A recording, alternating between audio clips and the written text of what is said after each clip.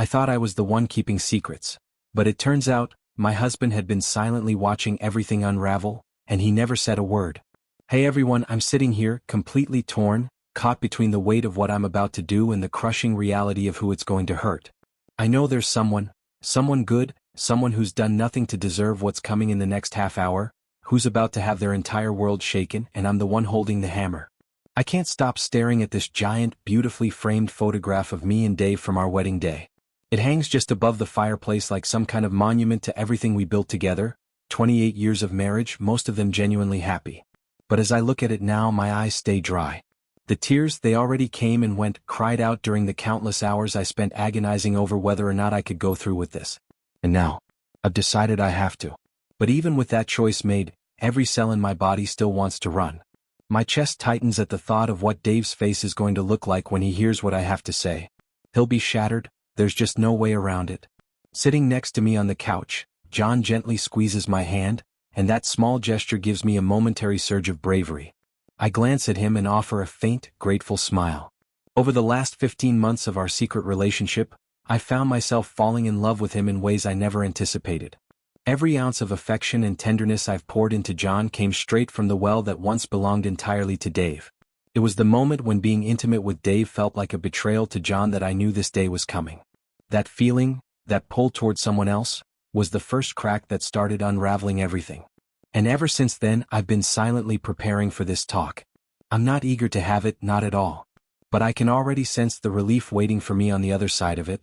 I know I'm going to deeply wound Dave. There's no sugarcoating that. But once the words are out, I won't have to keep up this exhausting act anymore, pretending I'm just as in love with him now as he clearly still is with me. No more fake nights out with the girls, no more pretending I'm on business trips when I'm really meeting John in a quiet hotel room or slipping away to spend stolen hours together. It's been eating me alive, this dual life, and I see it every morning in the mirror. The stress, the guilt, it's etched into the lines on my face. So yes, in a strange and painful way, I'm looking forward to the aftermath. Not the destruction, but the stillness that comes after a storm. I glance over at the bookcase just to my left, subtly checking that the baseball bat I tucked behind the lower shelf is still where I left it. I don't think I'll need it, but I can't ignore that Dave's views on infidelity have always been intense. Ever since the kids moved out, his thoughts on loyalty have only become more pronounced. Lately, Dave's been diving into these short stories, fictional pieces but chilling in their own right, all centered around wives who cheat and the consequences they face. Some of the endings really threw me. The husbands in those tales didn't hold back. They made their wives pay for what they did, sometimes in ways that made my stomach turn. When I asked Dave about it, trying to get a sense of where his mind was, he brushed it off by bringing up a few guys at work, colleagues who'd gone through bitter divorces and felt completely blindsided by how unfair the no-fault court system was to them. Now, Dave isn't the kind of man who resorts to violence. That's just not who he is, or at least not who I've ever known him to be. But I keep wondering, if he were face to face with the person who stole the future he thought he had, would he still keep that composure? Would he stay calm, or would something in him finally snap? Physically, Dave is in a different league compared to John. He's taller, stronger, works out regularly, and he carries himself with this quiet, steady authority, part of what's made him successful in his senior role at the biomedical firm he's worked at for years. John, on the other hand, is softer around the edges. He's an artist, emotional and thoughtful in ways that sometimes make Dave seem distant by comparison. But no matter what Dave feels, I know in my gut he won't hurt me. That's never been our dynamic. I believe I can keep him calm, long enough at least for John to leave quietly without things boiling over. That's the plan. That's what I'm counting on. Then I hear it, the familiar sound of Dave's car pulling into the driveway. My whole body tenses. My stomach twists, my heart pounds against my ribs, and I have to swallow back a sudden wave of panic. Deep breath. Breathe. I wonder if he's noticed the unfamiliar car parked outside. John's. Has Dave read a story just like this one? The kind that ends badly? My pulse is hammering now, but I force myself to stay grounded. I can't lose control. The front door opens and Dave steps in, his gaze quickly landing on John. There's curiosity in his eyes, mild confusion, not yet suspicion.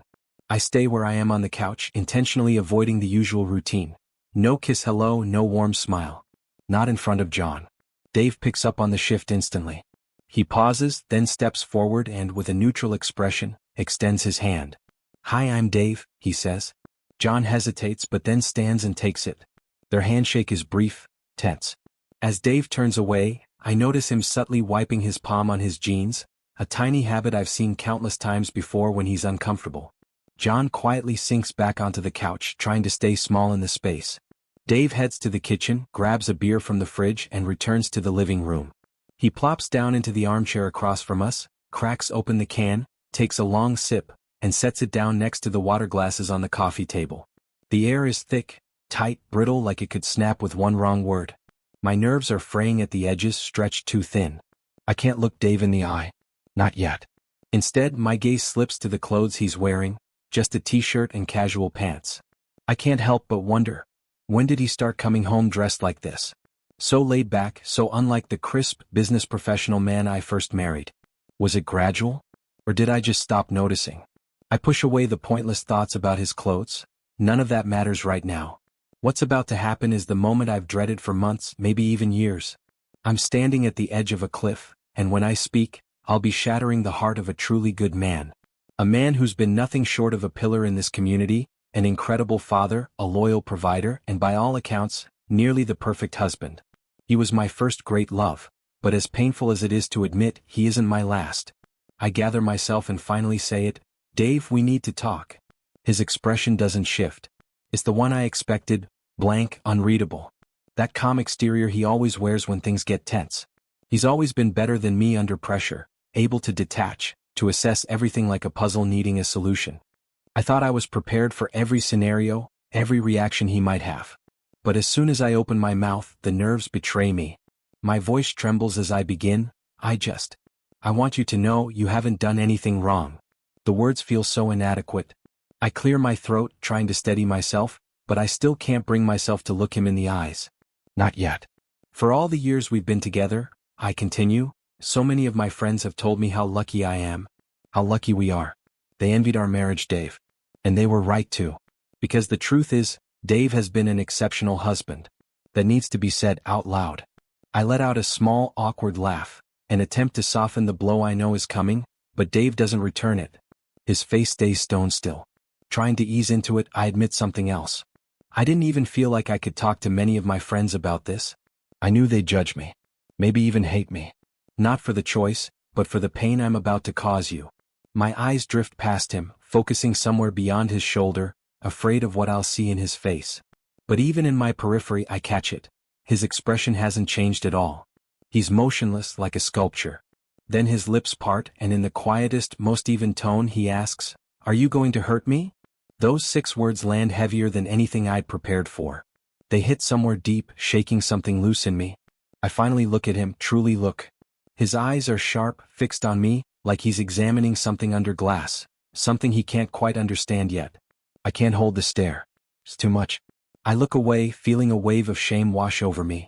"I'm sorry, Dave," I whisper. "I am. I wish I wasn't saying this. But I've fallen out of love with you." There's a pause and then the second truth, and I've fallen in love with John. My voice almost cracks there, but I push through it. I never wanted to hurt you, not ever. I'm trying to do this in the least cruel way possible, but I need a divorce. John and I want to be together. Then I stop. The words have finally been said. They hang in the air like smoke, curling into the silence that stretches out between us. I search his face, desperately trying to catch any flicker of what he's feeling beneath that emotionless shell. I expect something, anything. Maybe a pulse pounding at his temple, mist gathering in his eyes, a twitch in his lips, or his hands balling into fists. But there's nothing. Nothing at all. And that terrifies me more than if he'd started shouting. The lack of any visible reaction sends a chill straight through me. I can't stop myself from casting a quick glance toward the bookcase, where the baseball bat remains out of sight. The stillness in the room is deafening, an unbearable silence that presses down on my chest. I have to break it. Say something. Anything. All the words I had rehearsed, carefully drafted and redrafted in my head, fall apart like dust. I reach for honesty, the only thing I have left. "I never wanted it to come to this, Dave," I murmur, my voice barely holding steady. "We didn't want to hurt you, not until we absolutely had no choice." I try to explain that John and I were careful. Painfully careful. We avoided pushing boundaries, avoided letting things get too obvious. Not because we were ashamed, but because we didn't want him to find out like this. Not before he had to. We minimized how often we met, constantly pulling back out of fear of this very moment. My concern for you, your feelings, it kept us from seeing each other more, I say. Dave cuts in sharply. You mean you avoided me? The words are like a slap, blunt, honest, and utterly accurate. And the worst part? I have no defense. I can't argue. I can't even meet his eyes. I have no lies left to fall back on. I'm completely emptied of them. And I respect him too much to fake anything now. Still, I had quietly hoped, maybe foolishly, that he wouldn't confront me like this. That he wouldn't force me to look so directly at the wreckage I've caused. But now that he has, there's no escaping the truth of it. He doesn't need me to confirm it. My silence speaks louder than anything else. It seals everything. There's nothing left to explain. Nothing I can say to make it better. I've already made the choice to hurt him. He knows that. I know that. It's undeniable now. The air in the room has become suffocating. Heavy. Like all the oxygen has been drained out and replaced with dread. My skin is prickling, and my whole body feels like it's being held together by sheer willpower. I want to run. To disappear. But I can't. And even though Dave hasn't raised his voice or let a tear fall, I know him well enough to feel the storm that's building inside. His pain isn't loud, it's quiet and crushing, and somehow that's even worse. I wonder, in the back of my mind, which version of his reaction is coming next.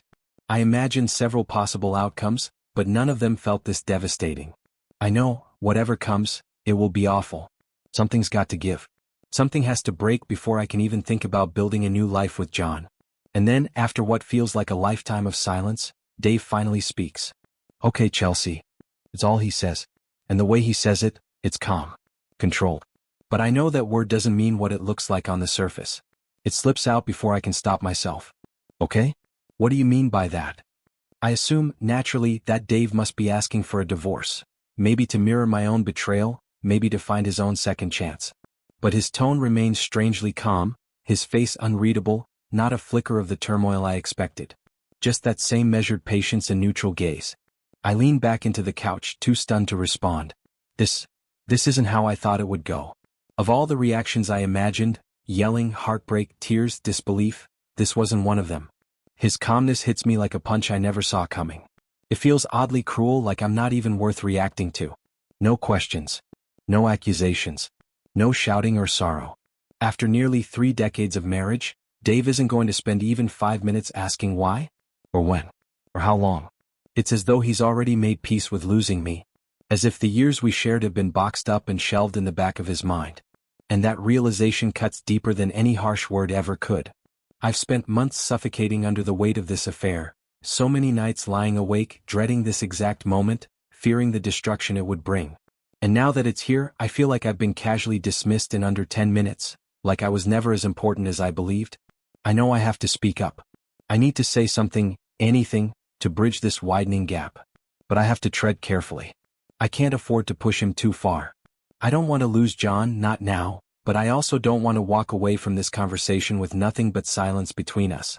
So I ask him, quietly, cautiously, if he's really okay with just letting go.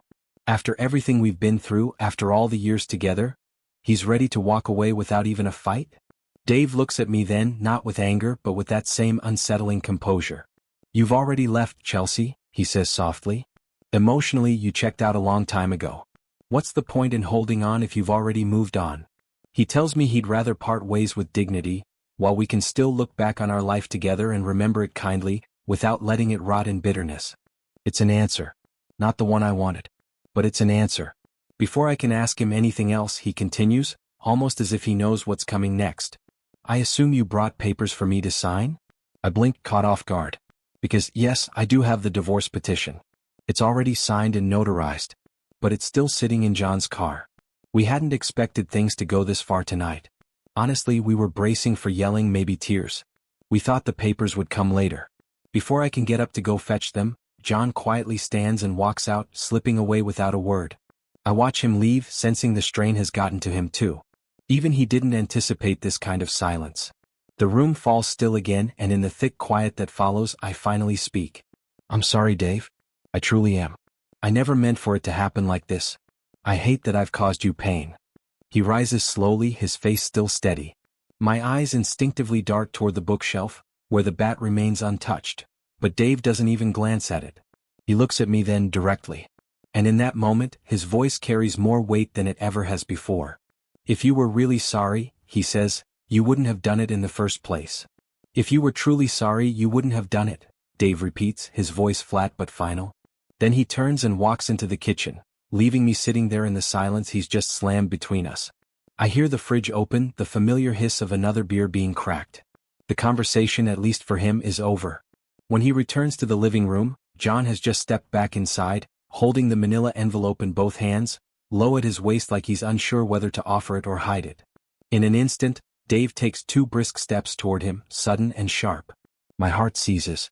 I see John instinctively backpedal, losing his footing, stumbling into the side of the couch and landing with a soft, awkward thud. It's not violent. Not really. But it rattles both of us. Dave stops, now holding the envelope in his hands. His face flushes with a quick, embarrassed anger, not rage, more like frustration at himself for that momentary loss of control. I can tell he knows it didn't look good. That it wasn't his best self on display. I try to catch John's eye. To reassure him without saying a word. I love him and nothing about this exchange changes that. I try to convey it all in one steady glance. But when I turn to Dave, I find him already watching me, his expression as unreadable as it was when he first walked in. Still that impersonal calm, like he's observing someone else's life play out in front of him. And I still don't know what's going on behind those eyes. I can't say for sure he won't turn on John. I want to believe he won't, but I can't be certain. So I speak up, my voice more confident than I feel. Dave. Mary knows we're here. If she doesn't hear from me by 8, she's calling the police. It's a bluff, half-truth at best, but the kind I hope keeps things grounded. I look him square in the eye. If you need someone to be angry with, let it be me. Don't take it out on John. He didn't make me do this. Dave doesn't react right away, but then he gives a slow nod and finally speaks. Oh, I do blame you, he says quietly. Completely. You're the one who stood up there beside me and made all those promises. Not him. There's a strange grace in his voice. He's not letting me off the hook, but he's not lashing out either. I don't want John to suffer, he adds. At least not more than he already will. That statement hits me sideways. Suffer. I ask, unsure what he means. What do you mean he'll suffer? Dave turns to me, his tone shifting, not condescending but gentler. A version of the way he's spoken to me during times when he knew I wasn't quite getting the full picture. Like he's explaining something important, something obvious in his mind. You're 50, Chelsea, he says softly. You can't give him kids. He says it with such quiet finality that I feel the weight behind it instantly. You've made John childless, Dave continues. That's the cost of what you've done. I open my mouth but nothing comes out. I hadn't thought of it that way. Not in such cold, biological terms. There's no punishment worse for a man, Dave adds, than being denied that kind of legacy. The joy of watching your baby take their first steps, of hearing a little voice call you, Dad. His eyes don't leave mine. John will never teach a son how to ride a bike. He'll never help a daughter with her homework, or show a teenager how to drive a car. He'll never get to stand on the sidelines and cheer them on, or tuck them in at night. He swallows hard, and for the first time, there's something deeper behind his voice, a wound slowly surfacing. He'll never be a hero to a daughter, or a role model to a son. And you took that from him. Dave's voice cuts through the tension again, this time colder, more deliberate. I imagine our kids, they're not going to want anything to do with John once they find out what happened. What the two of you did. His words hit like a bucket of ice water dumped over my chest. My whole body reacts, I physically shiver. Because in all the chaos, in the months of secret meetings and emotional unraveling, I hadn't truly stopped to think about the kids. Not like that. Not about how they'd see this. See me. I scramble to soothe the moment, to dial back the damage. You don't have to tell them, I say quickly, almost pleading. Please, Dave. Let's not bring them into this, at least not yet. He looks at me like I've just insulted his intelligence. So, you want me to lie to them? He says slowly. Like you lied to me? I can't respond. I lower my head, ashamed, unable to hold his gaze. But he's not done. He goes on, calm, controlled, and somehow more piercing than if he were yelling. John's going to marry someone he'll never be able to fully trust, he says, almost like he's narrating a future neither of us can deny. He'll be with a woman who's already proven she's capable of hurting someone while claiming to love them. Someone who can wear a mask for over a year and make it look effortless. I feel the sting of those words settle under my skin. They burn. Dave looks at me with sharp intensity. What do you think will go through his mind the first time you tell him you're working late? Or that you're heading out with your girlfriends for the night? The same lines you used on me for him? The air thickens with unease, but then Dave pivots as if letting go of John for a moment. His attention lands squarely on me. He starts listing my faults one after another. Each one spoken not with rage but precision, like he spent weeks cataloging them. And maybe he has. But before he can finish, John lets out a quiet gasp. I glance at him. His face says everything. He's been listening, really listening, and Dave's words have found their mark.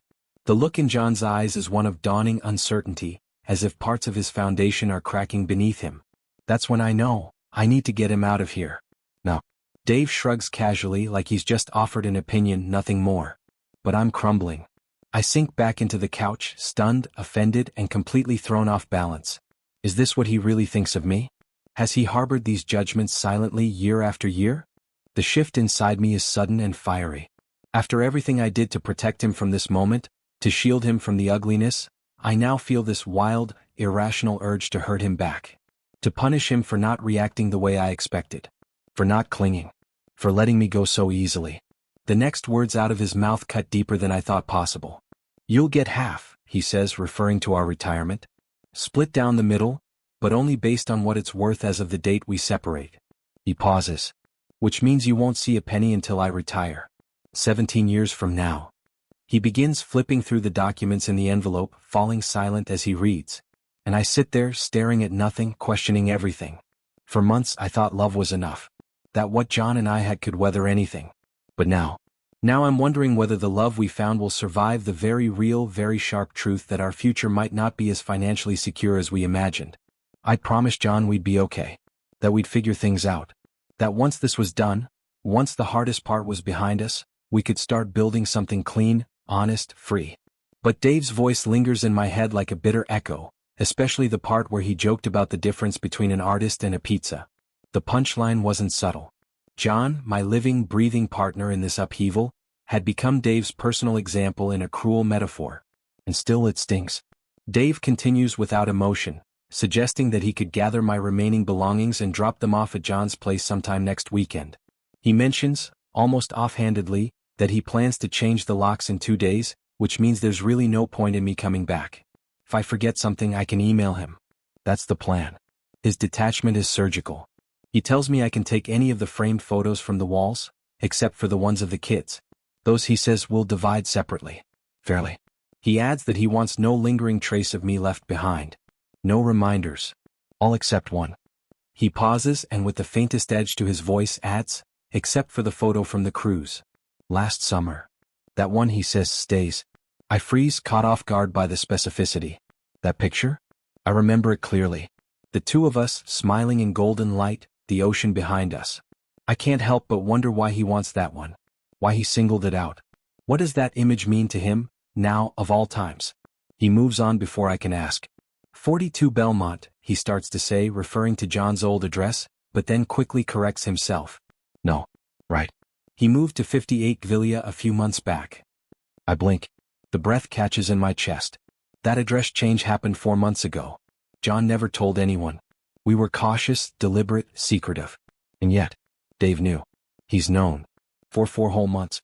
My mind spins. Oh, when? We were so careful. So sure. I review everything. Every dinner, every afternoon walk, every moment spent tucked into quiet corners of John's place. Birthdays. Our anniversary. The kids' visits. Mornings wrapped up together. Even the nights when guilt gnawed at me while lying next to Dave. There wasn't a single slip, I'm certain of it. And yet he knew.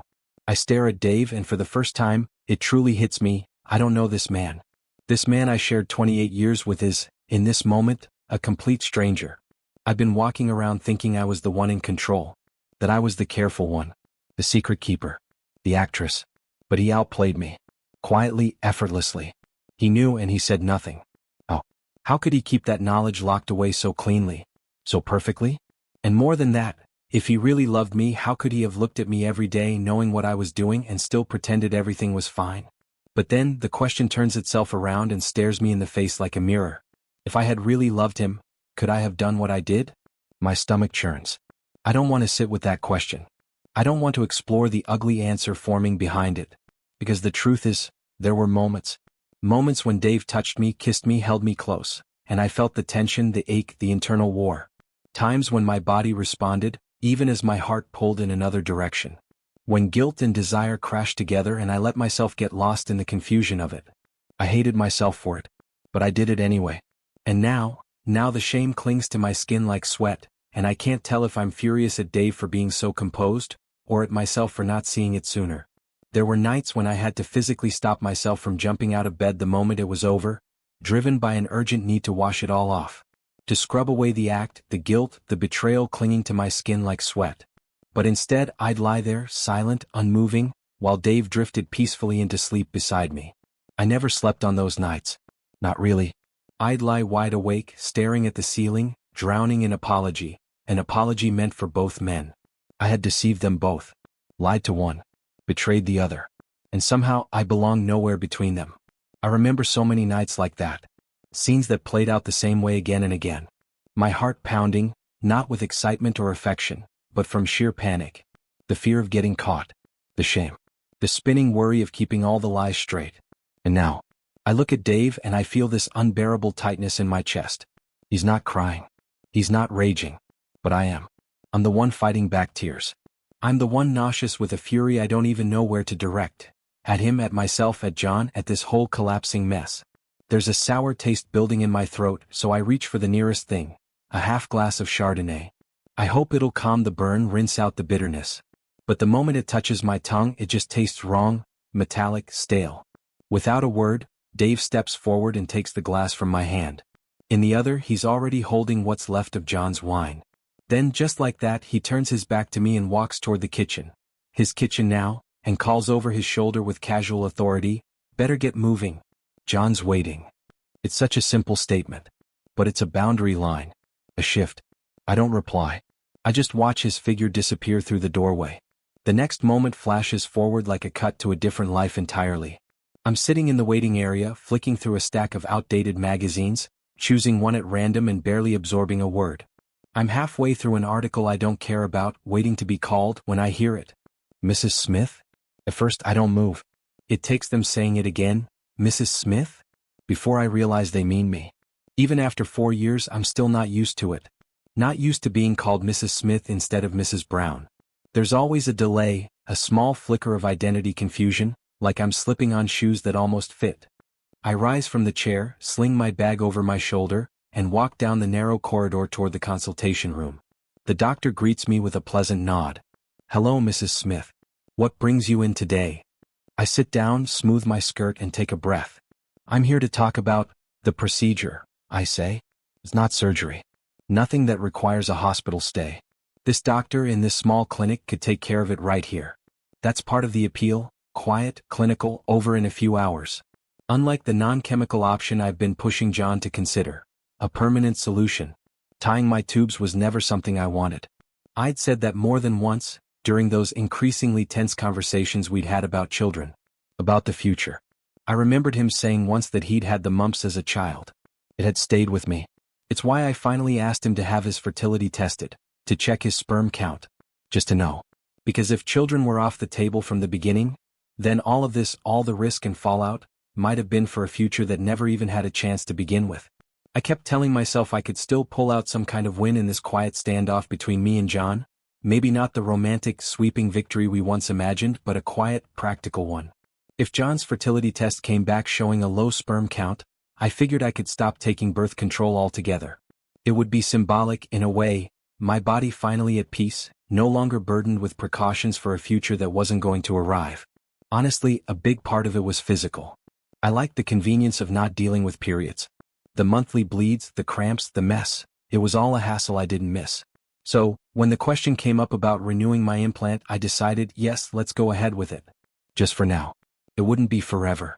Dr. Jones was talking, but I had drifted, lost in a swirl of thoughts, some practical, others tinged with regret. I blinked and realized I'd missed something. "Sorry," I said, offering a polite smile. "Could you repeat that?" He nodded. "No problem. I was just saying, we can switch your implant for the newer version, the Vanguardian model." He explained that it wasn't just a contraceptive, it had some added benefits. It monitored pulse rate at regular intervals, helped with menstrual regulation, and most women ended up not bleeding at all. He assured me it was less disruptive than the older models, with all the same protection and more refined hormonal delivery.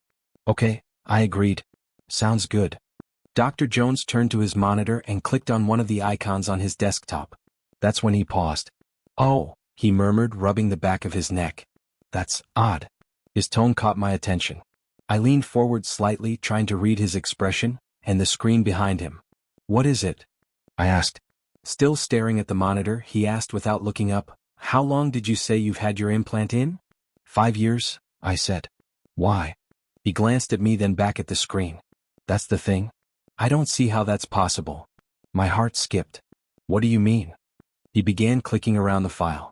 There are recordings, audio files attached to your implant profile, and a Google Map flag showing this clinic's coordinates. He shook his head slowly. It has to be a glitch. Maybe someone else's Vanguardian data got cross-linked to your chart. But I could see the tension in his posture. This wasn't just a simple clerical error. Still, he tried to reassure me. It's probably nothing, some weird tech hiccup. But let's check the implant itself to be safe, just to make sure everything is as it should be. My head was spinning as he gestured for me to lie down on the exam table. I did as he asked, easing myself onto the bench, my thoughts tangled. My stomach twisted with unease. I turned my head away instinctively. I've always been squeamish about needles, about anything beneath the skin. I felt the cool wipe of antiseptic, then the dull pressure as he worked. The moment passed in a blur. Dr. Jones's voice was steady, trying to soothe. We'll sort this out, Mrs. Smith. There's probably just a cross signal somewhere. Maybe something from the older implant wasn't fully deactivated.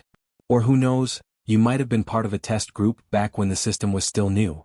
His words were meant to reassure, but I could feel the chill at the base of my neck. Something wasn't adding up. I'll get our tech team to take a look into the Vanguardian system, Dr. Jones says, trying to sound reassuring. We'll be in touch once we know more. I nod quietly and walk back out to the reception desk. I settle my bill, thanking the receptionist automatically, though the words feel distant on my tongue. Everything does. When I reach my car and sit behind the wheel, my hands resting limply at 10 and 2, fragments of past conversations crash into my already overloaded thoughts, like debris caught in a storm. That's when it hits me, the clause in the development contract I once signed. I remember now, buried deep in that fine print. They retained ownership of any proprietary or trial-based devices, including those used in conjunction with internal biometric systems. My heart drops. John. I drop my hands to my lap, stunned. The timeline lines up too perfectly. The implant, this implant, was inserted just a few weeks before that cruise with Dave. He'd suggested it, remember? Said it would make our vacation smoother, no more monthly hassles. I'd thought it was sweet at the time, thought I had a considerate husband looking out for my comfort. But now, sitting in my car, parked in the lot outside a clinic that isn't even my original choice, I see it differently. After our separation, I had deliberately chosen a new clinic. One where the doctors didn't know Dave, especially not the old one we used to see who'd been a friend of Dave's father. A man who'd practically mentored Dave into his biomedical career. It all suddenly feels so orchestrated. I remember hearing that the previous developer of certain biotrackers had fled during wartime, protected by the lack of extradition treaties. And I wonder now, why create an implant capable of GPS tracking and audio recording? It's not something your average patient needs. It wasn't meant for me, was it? No. This was built for something more. Military applications, maybe. I mean, it fits. I know Dave was working on a glucose-regulating patch for diabetic soldiers, something that eliminated the need for regular injections. So a recording-enabled implant? Not a stretch. And if he had access to the Vanguardian platform, he could have monitored everything. My location, my heart rate, possibly even snippets of conversations. The thought spirals. Around the same time, I remember, Dave had been oddly at peace about telling the kids about the divorce. Almost too calm. And now, I can't shake the thought that he already knew everything, months before I confessed. He didn't need to ask me for the truth. He already had it. Feels like the floor is dropping beneath me. Like the entire past 4 years have been unfolding inside a web I didn't even see. It's absurd, surreal, like something from a spy thriller or a Jason Bourne movie. Or James Bond. But my instincts scream that it's real. Every horrifying bit of it. I suck in a breath, trying to loosen the invisible band tightening around my ribs. No wonder Dave didn't fight me in court. He didn't need to.